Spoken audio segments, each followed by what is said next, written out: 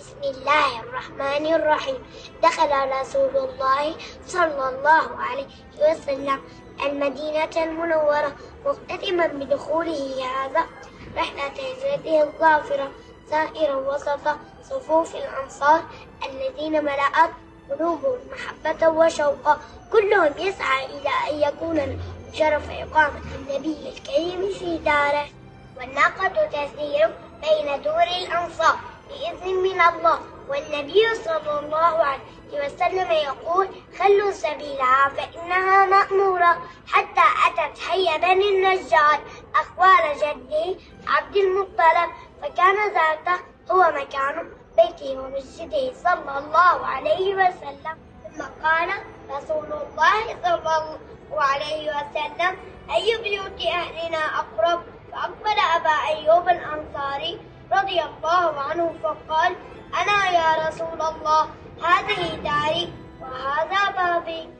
فكانت دار أبا أيوب عبارة عن طبقتين، فنزل رسول الله صلى الله عليه وسلم في السفل وأبا أيوب وزوجته في العلو.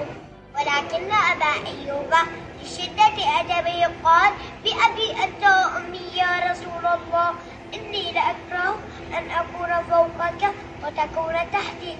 فقال النبي الكريم: السفل أرفق بنا وبمن يخشانا. وفي إحدى الليالي انكسر حلم فيهما، فأتى أبا أيوب بقطيفة ما له لحاف غيرها فنشف بها الماء مخافة أن يكثر على رسول الله صلى الله عليه وسلم. 7 أشهر قضاها مع رسول الله صلى الله عليه وسلم في دار واحدة يتنزل فيها الوحي، زوارها الصحابة الكرام والملائكة الأطهار.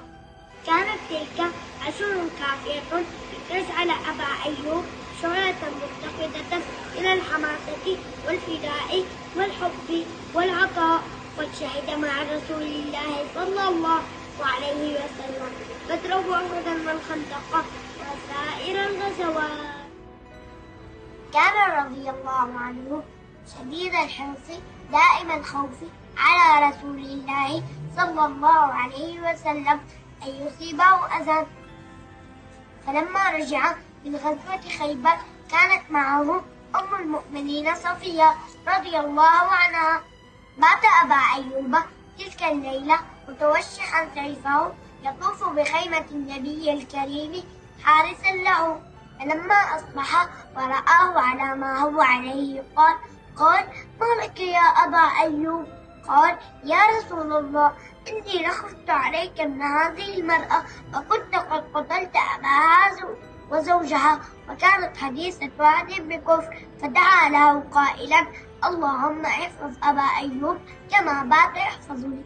وبينما كان مع الجيش المتقدم إلى القسطنطينية مرض شديد، فلما حضرها الموت أوصى أصحابه أن يدفنوه تحت أقدام خيول الجيش المسلم، فيترك عندها أنهم حققوا ما يبتغون من نصر وفوز.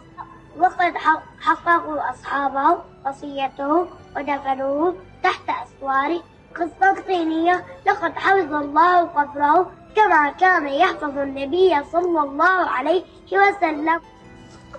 أنا مؤيد، سوف بالفيديو. السلام عليكم.